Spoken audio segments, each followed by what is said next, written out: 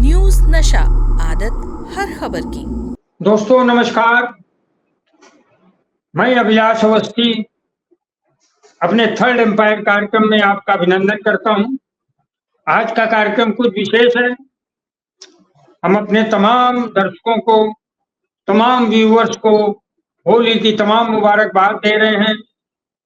अपनी तरफ से, न्यूज नशा की तरफ से और हमारी संपादिका विनीता यादव जी की तरफ से। मित्रों, होली का वातावरण है तो कुछ होली वाला भी होना चाहिए। बाकी राजनीति और दूसरी तमाम चीजों तो साल भर चलेंगी। हालांकि राजनीति इस समय इम्पोर्टेंट है क्योंकि चुनाव का वातावरण है, तो मैंने कुछ ऐसा चुना है कि कुछ हल्का फुल्का भी हो और कुछ राजनीति भी हो। तो मैंने मित्रों, कुछ वर्ष पहले की बात है कि मैंने देश के जाने माने हास्य व्यंग कवि सुरेंद्र शर्मा को फोन करके बोला कि मुझे आपका इंटरव्यू चाहिए होली पर। तो उन्होंने कहा बिल्कुल। अब क्योंकि मैं धर्मयुग पत्रिका में डॉक्टर धर्मवीर भारती के साथ उप संपादक था, तो इस देश के जितने साहित्य के लोग हैं, पूर्वज जो मनीषी हैं, उन सबसे आशीर्वाद या उनसे संपर्क रहा ही है। तो मैंने जब शर्मा जी को फोन किया तो उन्होंने कहा, यार तुम अपना भेजोगे दिल्ली का, तुम मुंबई से बोल रहे हो, दिल्ली से भेजोगे कोई संवाददाता या कुछ, ऐसा करो कि तुम मुझे प्रश्न भेज दो, मैं उनका उत्तर तुम्हें लिख कर भेजे दे रहा हूँ। तो ये बड़ा सरल विधि थी, उनके लिए भी ठीक रहा और मेरे लिए तो ठीक था ही था। और मैंने उन्हें तुरंत प्रश्न भेजे और उन्होंने शाम तक उसके उत्तर भेजे। तो ये एक ऐसे व्यक्ति की बात है जो देखने में तो हो सकता है कि उम्र 60 को बहुत पीछे छोड़ आए हों, लेकिन वो अभी भी साठा सो पाठा साहित्य के, व्यंग साहित्य के बड़े हस्ताक्षर हैं। और उन्होंने हमको बहुत सुंदर सुंदर, मेरे प्रश्न भी कुछ ऐसे थे और उन्होंने उसके उत्तर भी बड़े खूबसूरत दिए। बड़े हास्य व्यंग के प्रश्न थे, हास्य व्यंग के उत्तर हैं। और मैंने तय किया कि वो इंटरव्यू राजनीतिक व्यक्तित्वों से भी जुड़ा है। इसमें लालू प्रसाद यादव हैं, इसमें राजीव गांधी हैं, इसमें फिल्म अभिनेत्री रेखा का नाम है, इसमें राहुल गांधी, प्रियंका गांधी का नाम है। उनके विषय में उन्होंने बच्चन के और तमाम बातें की। मैं हूबहू उनका इंटरव्यू प्रस्तुत करूंगा, लेकिन एक बात जरूर कहूंगा कि हम लोग बचपन में जब जब साहित्य को पढ़ना शुरू किया, जानना शुरू किया, तो एक नाम हमारे मस्तिष्क में हमेशा रहता था, पहला ब्रांड हास्य व्यंग का, वो काका हाथरसी। और उसके बाद तमाम लोग आते चले गए हास्य और व्यंग में, बहुत सारे हैं, सम्मानीय हैं, शैल चतुर्वेदी हैं, मधु पांडे हैं और हुल्लड़ मुरादाबादी हैं, वो हैं, तमाम लोग आते गए।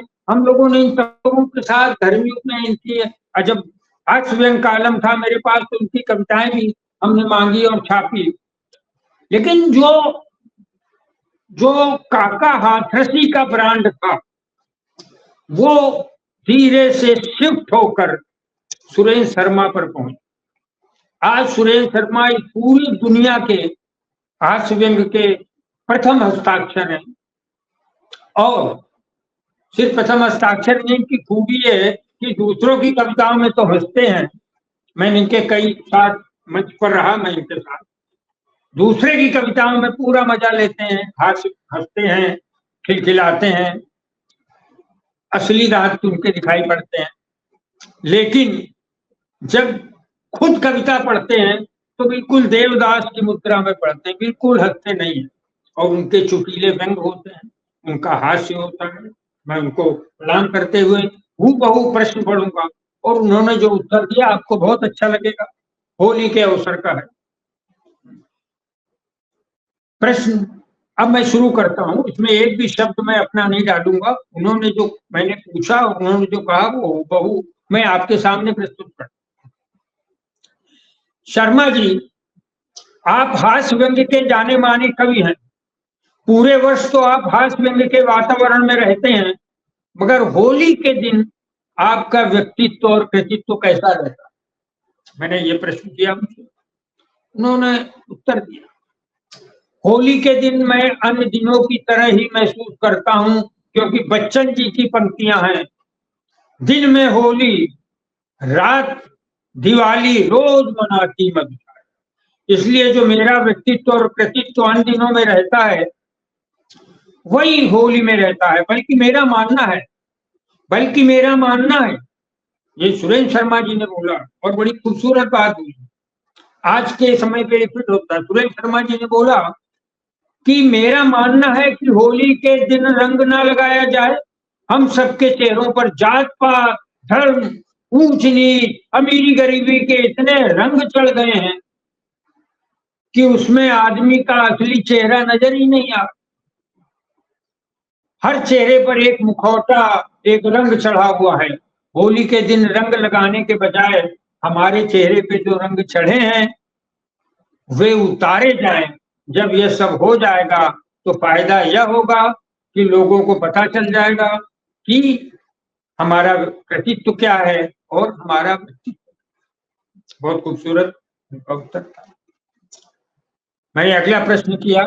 मैंने सोचा कि उन्होंने, हालांकि पहले प्रश्न का उत्तर समाज जात पात किसके रंगों से चेहरे घिर गए हैं, ये सब रंग हटेंगे तो असली मनुष्य का रंग निकल कर आएगा।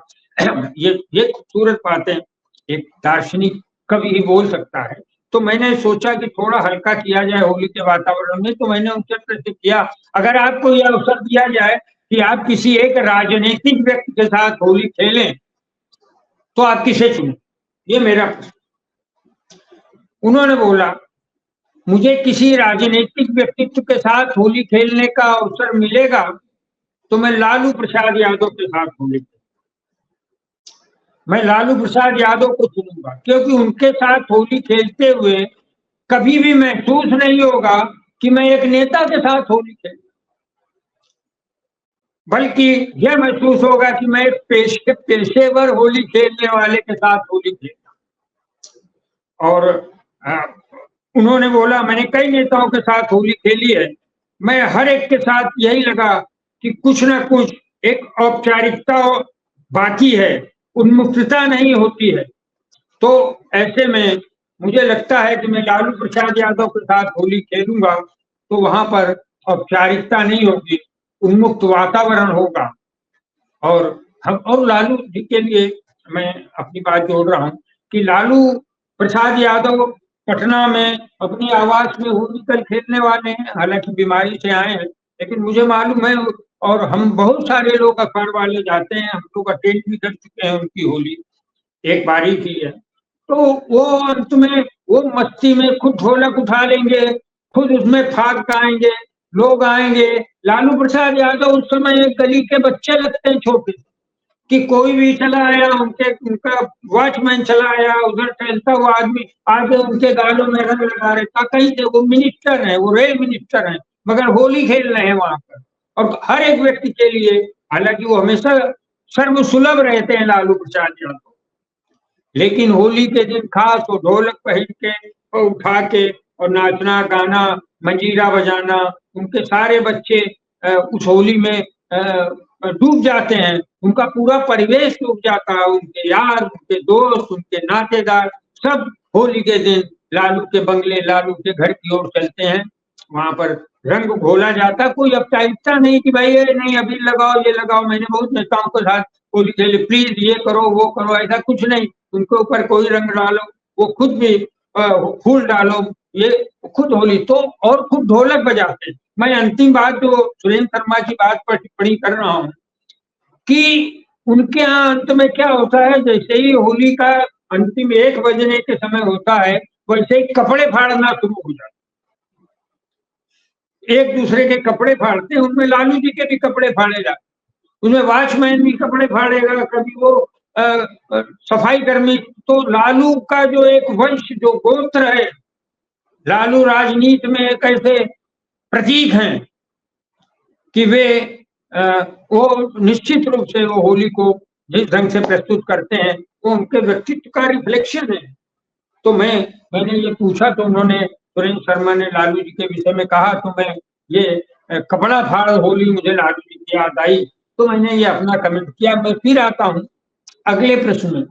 मैंने छेड़खानी करनी चाहिए सुरेंद्र शर्मा से हमने पूछा, ऐसा ही किसी फिल्म हीरोइन के साथ होली खेलने का आमंत्रण हो तो आप किसे वरीयता दें? तो उन्होंने कहा, फिल्मी हीरोइनों के साथ होली खेलने का मौका मिले तो मैं फिल्म अभिनेत्री रेखा के साथ होली खेलना पसंद करूंगा, क्योंकि वो मेरी हम उम्र है, उत्तम कलाकार है। अब आज की नई हीरोइनों के साथ मैं होली खेलने में मुझे ऐसा लगेगा जैसे मैं बच्चियों के साथ होली खेल रहा हूँ। ये उनके उत्तर हैं। प्रश्न के बाद मैं उनके उत्तर पढ़ रहा हूँ। और अब मैं आया जो उनके विषय में मैं जानता हूँ, और एक ऐसे सत्य हैं, ये जो अगला प्रश्न है, मैं आपसे रिक्वेस्ट करूंगा, हमारे जो थर्ड एम्पायर कार्यक्रम के श्रोता है, मैं उनसे निवेदन करूंगा, कृपया आप ये बात सुनिए, इसमें जीवन के सत्य भी हैं। इसमें सुरेंद्र शर्मा ने बड़ा मुखर होके अपनी बातें कही हैं। मैंने उनसे पूछा, मैं जानता हूं, बड़े अच्छे से जानता हूं कि राजीव गांधी सुरेंद्र शर्मा की निकटता थी, और वो निकटता भी कैसे बनी थी, मैं वो घटना भी उन्होंने सुरेंद्र शर्मा ने इसी इंटरव्यू में बताई। मैं वो पूरा प्रश्न पढ़ता हूं और उसके बाद एक उत्तर है वो पढ़ता हूं, उसमें आपको सब समझ में आ जाएगा। मेरा प्रश्न था, राजीव गांधी और सोनिया के साथ मुलाकातें और विशेष संस्मरण जरा आप शेयर करिए हमारे व्यूअर्स के साथ, श्रोताओं के साथ। तो उन्होंने बोला, राजीव गांधी और सोनिया गांधी से मेरा पहला परिचय विज्ञान भवन में हुआ था, जब इंदिरा गांधी की हत्या के बाद एक काव्य संध्या वहां पर आयोजित की गई थी उनको श्रद्धांजलि देने के लिए। इंदिरा गांधी की हत्या पर लिखी गई मेरी कविता, ये उनकी पहली मुलाकात थी राजीव गांधी और सोनिया गांधी। वो उन्होंने कविता पढ़ी श्रद्धांजलि देते हुए इंदिरा गांधी पर, तो इंदिरा गांधी की हत्या पर लिखी मेरी कविता ने उन्हें और सोनिया गांधी को बहुत प्रभावित किया। कार्यक्रम के बाद राजीव जी ने मुझसे कहा कि तुम्हारी कविता सोनिया जी को हिंदी की पूरी जानकारी न होने के बावजूद भी बहुत अच्छी लगी। उसके बाद सारा सिलसिला तो राजीव जी से भी रहा, और राजीव जी से मुलाकातों में भी था। राजीव जी में ये सुरेंद्र शर्मा का उत्तर का एक हिस्सा है, एक लाइन मैं कमेंट कर रहा हूँ। सुरेंद्र शर्मा जी बोलते हैं, राजीव जी में हास्य की बहुत अच्छी समझ थी, हास्य करते भी थे और हास्य बर्दाश्त भी करते थे। यही एक मनुष्यता का प्रतीक है कि आप व्यंग करते हैं तो व्यंग बर्दाश्त भी करें, आप दूसरे का मजाक आते हैं तो मजाक को सहें भी। तो वो उन्होंने बोला राजीव जी में दोनों था, वो हास्य करते भी थे और हास्य सहते भी थे। और उन्होंने एक घटना बताई, यही संस्मरण, मैं ऐसे ही संस्मरण आज होली के दिन, क्योंकि ये राजनीति का माहौल है और क्योंकि होली भी है, इसलिए दोनों को मिलाकर प्रस्तुत करना। सुरेंद्र शर्मा ने बोला, एक बार उनके जन्मदिन के अवसर पर उनके निवास पर मैं उन्हें बधाई देने गया।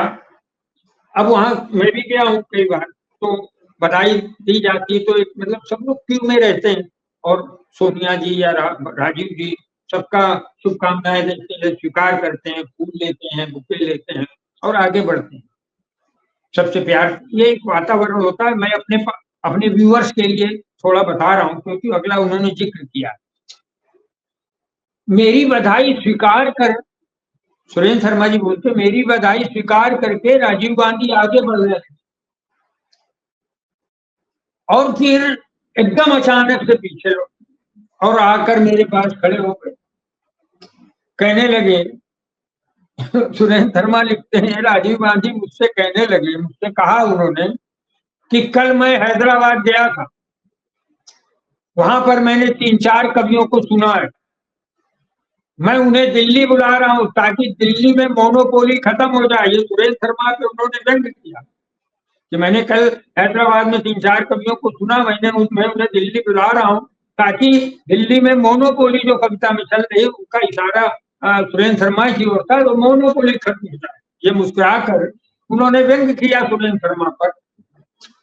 तो सुरेंद्र शर्मा जी बोलते हैं कि मैंने कहा जरूर बुलाइए साहब, जरूर बुलाइए राजीव जी, मैंने भी आपकी मोनोपोली तोड़ने के लिए 3-4 प्रधानमंत्री देख रखे। अब बोलिए। और दोनों फिर हंसने लगे। अगल बगल खड़े क्यों में लोगों ने भी सुना कि एक कवि के ऊपर उन्होंने लौट कर व्यक्त किया। बड़ी इंपॉर्टेंट है ना, ये बड़ी बात है। साहित्य को जब भी कोई प्रधानमंत्री, जब भी कोई शीर्ष पदों पर पदस्थ व्यक्ति जब साहित्य के लोगों को प्रणाम करता है, उनसे मैत्री करता है, तो वो मुल्क का बहुत बड़ा राजा होता है, वही मुल्क का लोकप्रिय व्यक्ति होता है। सुरेंद्र शर्मा एक सामान्य कवि उनके लिए नहीं थे, वो आगे बढ़ गए, उन्होंने लौट कर व्यंग भी किया। और सुरेंद्र शर्मा ने व्यंग किया कि ठीक है, आप मेरी मोनोपोली तोड़ लीजिए, और आपकी मोनोपोली तोड़ने के लिए मैंने भी 3-4 प्रधानमंत्री देख। ये उन्होंने बोला राजीव गांधी को, और हंसने लगे थे। मेरा आगे बोलते हैं, मेरा दिल्ली से जाते हुए जयपुर के रास्ते में एक्सीडेंट हो गया, 4 महीने अस्पताल में रहा। सुरेंद्र शर्मा जी का एक्सीडेंट हुआ था, ये उन्होंने बोला। मैं फिर से पढ़ता हूँ। मेरा दिल्ली से जाते हुए जयपुर के रास्ते में एक्सीडेंट हो गया था, 4 महीने अस्पताल में रहा। अस्पताल से छुट्टी मिलने के बाद प्रसिद्ध कवियत्री प्रभा ठाकुर की पुस्तिका के विमोचन के लिए प्रधानमंत्री निवास में जाना पड़ा। प्रभा ठाकुर सांसद भी थी राजस्थान से, और उनकी वो बहुत अच्छी कवियत्री थी। उनका विमोचन होना था प्रधानमंत्री आवास पर, तो 4 महीने बाद ये ठीक होकर उसमें वो गए। मेरे एक हाथ में बैसाखी थी, सुरेंद्र शर्मा बोलते मेरे एक हाथ में बैसाखी थी, और राजीव जी अचानक चौंके, बोले अरे भाई देखिए, राजीव गांधी का हास्य व्यंग पर एक देश का, दुनिया का जाना माना हास्य व्यंग कवि सुरेंद्र शर्मा राजीव गांधी के छुटीली बात और हास्य व्यंग पर क्या कमेंट करते हैं कि मैं बैसाखी लिए था। तो राजीव जी अचानक चौंक कर पूछा, तुम जिससे टकराए वो जिंदा बचा है या मर गया? राजीव गांधी ने पूछा। बताइए, होली के वातावरण में ये सुंदर से व्यंग आपके सामने प्रस्तुत कर रहा है न्यूज दशा कि उन्होंने बोला कि तुम जिससे टकराए वो जिंदा बचा है या मर गया? तो सुरेंद्र शर्मा कहते हैं कि मैंने कहा मेरी मारुति एक ट्रक से टकराई। सुरेंद्र शर्मा तो छोड़ने वाले हैं व्यंग की बात पर। उन्होंने बोला मेरी मारुति एक ट्रक से टकराई थी, यह खबर पता लगते ही उस ब्रांड के ट्रक की कीमत देश में कम हो गई, क्योंकि लोगों को लग गया कि जो ट्रक टकराने पर मारुति के सवार को नुकसान न पहुंचा सके, उसका मतलब वो मजबूत नहीं। ये तो उनका उत्तर है, मैं थोड़ा इसको समझा रहा हूं। राजीव गांधी पूछा है बैसाखी लिए कि जब तुम जिनसे टकराए वो तो ठीक है कि जिंदा है कि मर गया? तो उन्होंने कहा मेरी मारुति कार एक ट्रक से टकराई, और ट्रक से टकराने के बाद कुछ दिनों में उस ट्रक की कीमत कम होती गई बाजार में। क्यों? लोगों ने समझा कि मारुति जैसी कार जिस ट्रक से टकराए और कार का कुछ नहीं हो और कार के सवार का भी कुछ ना हो, थोड़ी टांग में चोट लगे, तो ट्रक की मजबूती का तो कोई प्रमाण नहीं हुआ। तो ये उन्होंने उत्तर दिया। इसका मतलब यह है कि ट्रक मजबूत नहीं। उन्होंने राजीव गांधी से जुड़े कई, मुझे फोन पर भी बताए, जो भी कई बार बताए। राजीव जी से मुलाकात के इतने संस्मरण हैं, वो बोलते हैं मैं कहाँ तक गिनाऊं। एक आखिरी संस्मरण बता देते। गुलाम नबी आजाद के घर पर पार्टी थी। देखिए, ये संस्मरण मैं अपने श्रोताओं को हाथ जोड़कर निवेदन करना चाहूँ कि आप कृपया ये संस्मरण जरूर सुने। इससे सुरेंद्र शर्मा का भी पता चलता है और इससे राजीव गांधी की गहराई का भी पता चलता है। ये बड़ा कीमती संस्मरण। सुरेंद्र शर्मा बोलते हैं राजीव जी से मुलाकात के इतने संस्मरण है, कहां तक सुनाओ। एक आखिरी संस्मरण बता देता हूं। गुलाम नबी आजाद के घर पर पार्टी थी। मेरी कविता का दौर चला जिसमें मैंने एक चुटकुला सुनाया। सुरेंद्र शर्मा ने एक चुटकुला सुनाया कि अब चुटकुला क्या है, बड़ा ध्यान से सुने क्योंकि बड़ा ट्विस्ट है इस चुटकुले में। एक आदमी जिंदगी से दुखी हो गया तो उसने आत्महत्या करने के लिए यमुना में छलांग लगा दी। जब वो डूब रहा था तो उसने देखा कि एक तरबूज तैरता हुआ आ रहा। उस आदमी ने सोचा मरने के पहले कुछ खा लिया जाए। तो उसने तरबूज काटा, तरबूज के कटते ही उसमें से एक जिन्न निकला। जिन्न ने उस आदमी से कहा, अली ज्यादा हुक्म करो, मैं आपके लिए क्या कर सकता हूं। आदमी ने सोचा मरने से पहले कोई फायदा ही नहीं, जो भी काम होगा इस जिन्न से करवा लेंगे, मरने से तो कोई फायदा नहीं है। उसने जिन्न से कहा कि मेरे लिए दिल्ली में 2 कमरों का एक फ्लैट दिलवा दो। जो जिन्न तरबूज से निकला उसने, और ये चुटकुला सुरेंद्र शर्मा राजीव गांधी को सुना रहे हैं। राजीव गांधी सम्मेलन में जो गुलाम नबी आजाद के घर पर था वहां बैठे, तो तरबूज काट के जब वो आत्महत्या करने वाला आदमी खाने लगा तो जिन्न निकला। जिन्न ने कहा कि मैं आपके लिए क्या कर सकता हूं। तो उस आदमी जो मर रहा था उसने जिन्न से कहा कि मेरे लिए दिल्ली में 2 कमरों का एक फ्लैट दिलवा दो। तो सुरेंद्र शर्मा बोलते हैं जिन्न ने उसको एक तमाचा मारा और बोला, मूर्ख, दिल्ली में रहने के लिए जगह होती तो मैं तरबूज में क्यों पड़ा रहता। जिन्न का ये उत्तर सुने, और उसमें सोनिया गांधी भी थी, और राजीव गांधी ने ये चुटकुला सुनने के बाद मुझे मतलब एक है जिसको मैं बड़ी उससे कहना चाहता हूँ। यह चुटकुला राजीव जी ने मुझसे कहा और यह चुटकुला मुझे सुनाने की क्या जरूरत थी। राजीव गांधी ने पूछा सुरेंद्र शर्मा से, तुम मुझे चुटकुला क्यों सुना रहे हो। तो सुरेंद्र शर्मा ने कहा, सुरेंद्र शर्मा कहते हैं मैंने कहा जरूरत इसलिए है कि मैं तरबूज में पड़ा हूं। बोलिए, एक प्रधानमंत्री से इस देश का एक कवि कहने की हिम्मत रखता है कि मैं तरबूज में पड़ा हूं। उन्होंने जाते समय पूछा कि मुझे चुटकुला तुमने क्यों सुनाया।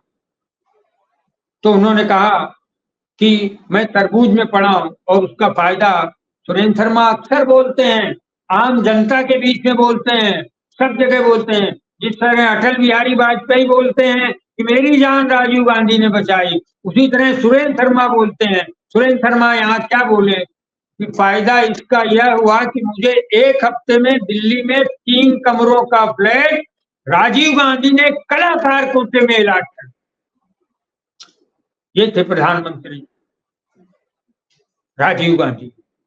उन्होंने सुरेंद्र शर्मा को वो फ्लैट, 3 कमरे का फ्लैट जो कलाकार कोटा होता है दिल्ली में, सुरेंद्र शर्मा को दिया। सुरेंद्र शर्मा अक्सर ये बात कहते रहते हैं और इसमें बहुत बड़ी बातें हैं। मैं बता सकता हूँ कि आज का क्या हुआ, जो दूसरों को फ्लैट देते थे, आज राहुल गांधी का फ्लैट छीना गया, प्रियंका गांधी का तो छीन ही लिया गया फ्लैट। ये बड़ी शर्म की बात है इस मुल्क के लिए। ये इंटरव्यू का हिस्सा नहीं है, ये मैंने बीच में अपना कमेंट मुझे अचानक याद आया। मैं लौटता हूँ अपने अंतिम प्रश्न की ओर। अंतिम प्रश्न जो मैंने सुरेंद्र शर्मा से किया, क्योंकि सुरेंद्र शर्मा नेहरू गांधी परिवार उनको मित्र मानता था, वो नेहरू गांधी परिवार को मित्र मानते, और इसलिए जाहिर सी बात है एक दूसरे के परिवारों से भी परिचित रहे हैं। तो आखिरी प्रश्न मेरा था, राहुल गांधी और प्रियंका गांधी के प्रति आपकी क्या भावना है सुरेंद्र शर्मा जी, क्या विचार है आपका राहुल के लिए, प्रियंका के? तो उनका उत्तर जो मिला वो आखिरी प्रश्न का आखिरी उत्तर, उन्होंने कहा राहुल गांधी और प्रियंका गांधी से मेरा बहुत व्यक्तिगत परिचय नहीं हुआ, ये थोड़ा पुराना है, तो उस समय की बात। जो कुछ मैं राहुल के बारे में जानता हूँ वो मीडिया के थ्रू जानता हूँ। उनके साक्षात्कार पढ़े भी हैं और देखे भी हैं। उनकी खूबी यह है कि राजनीति के शिखर पर वे चलकर पहुंचना चाहते हैं, ना कि उड़कर। और आज की तारीख में सरल रहकर जीना बहुत कठिन काम है। मुझे लगता है कि राजीव जी के सरलता के गुण को राहुल ने आत्मसात। सुरेंद्र शर्मा जैसे कभी कहा, इंटरव्यू पढ़े, उनको देखा, उनका इंटरव्यू देखे। राहुल गांधी के अंदर एक है कुछ शिखर पर अगर जाना चाहते हैं तो चल कर जाना। और वो बोलते हैं कि राजीव गांधी का जो सरलता का पिता का गुण था वो राहुल गांधी ने आत्मसात कर ली। ये राहुल गांधी के विषय में सुरेंद्र शर्मा का वक्तव्य है। और फिर वो बोलते हैं जहां तक प्रियंका की बात है, अब देखिए यहाँ पर ये अंतिम पैरा है और मैं चाहता हूं ये पैरा भी आप ध्यान से। एक कवि की पारखी नजर अपने मित्र के बच्चों के लिए क्या होती है। उनके मित्र थे राजीव गांधी, सुरेंद्र शर्मा, उनसे मजाक करते थे, दोनों एक दूसरे से हंसी मजाक करते थे। ये खाली नेहरू गांधी परिवार के लिए ही संभव है, वरना प्रधानमंत्रियों से तो बड़ी बड़ी दूरियां होती हैं। 6 लेयर का एसपीजी लगा होता है, वर्तमान के तो लगे ही है प्रधानमंत्री जी के। खैर मैं इसको पॉलिटिकल ज्यादा नहीं बनाना चाहता, एक साहित्यकार का इंटरव्यू है, हालांकि चूंकि राजनीति पर तो ये आखिरी उन्होंने हिस्सा बोला कि जहां तक प्रियंका की बात है, एक महत्वपूर्ण घटना मुझे याद आती है। जिस दिन राजीव गांधी की हत्या हुई, मैं 10 जनपथ में मौजूद था। ये सुरेंद्र शर्मा हत्या के दिन 10 जनपथ में मौजूद थे। सोनिया जी राजीव जी के पार्थिव शरीर को लेने को मद्रास गई थी। प्रियंका 10 जनपथ पर थी। एक अकेली लड़की अधिकारियों के साथ उस जगह गई जहां राजीव जी के शरीर का दाह संस्कार हुआ। एक अकेली लड़की वहां गई प्रियंका के प्रेम को। लोग बोलते हैं ना, ये सुरेंद्र शर्मा नहीं बोल रहे, मैं बोल रहा हूं। तब मैं बोलता हूं ये दर्द के जाए लोग हैं, ये दर्द से पैदा हुए हैं, तो बोलते राजकुमार हैं, ये राजकुमार। बोला ना सुरेंद्र शर्मा ने, वो शिखर पर चल कर पहुंचना चाहते, चढ़ कर पहुंचना एफर्ट से। उन्होंने बोला, प्रियंका में थोड़ा भावुक हो गया था, इसलिए मैं फिर वापस आता हूं अंतिम पैराग्राफ। उन्होंने बोला कि राजीव जी के पार्थिव शरीर को लेने के लिए मद्रास गई थी सोनिया जी, और प्रियंका 10 जनपथ पर थी। एक अकेली लड़की थी और अधिकारियों के साथ उस जगह गई जहां राजीव जी के शरीर का दाह संस्कार होना था। प्रियंका गांधी वहां पर वो जगह देखने गई थी, जबकि जूते से पहचाना गया राजीव गांधी के शरीर को। और चूंकि राहुल विदेश से लौट रहे थे उसी दिन, उन्हें लेने एयरपोर्ट भी प्रियंका गांधी गई। 10 जनपथ में सैकड़ों महिलाएं पछाड़े मार मार कर रो रही थी, हर आंख नम थी। ऐसे मौके पर प्रियंका हर एक को ढांढस दे रही थी। इतने बड़े दुख के समुद्र को उस लड़की ने इस तरह पछा लिया कि जिसकी तुलना ही नहीं की जा सकती। तब बोलते हैं सुरेंद्र शर्मा, फिर बोलते हैं सुरेंद्र शर्मा, वो प्रियंका को मैंने देखा, एक अकेली लड़की, वो घर संभाल रही है, लोग मिलने आ रहे हैं उन्हें संभाल रही है, वो जगह देखने जा रही जहां उसके पिता का दाह संस्कार होगा। अब जा रही है एयरपोर्ट भाग के, राहुल को आए बाहर से, राहुल को जाके वहां में भरे संभाले अपने भाई को। एक ही लड़की ये सब कर रही है।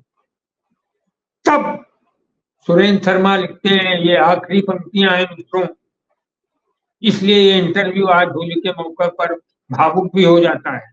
उन्होंने बोला, सुरेंद्र शर्मा ने, तब मुझे नेहरू जी की यह बात याद आई जिसमें उन्होंने कहा था कि नेहरू परिवार के आंसू किसी को दिखने नहीं चाहिए।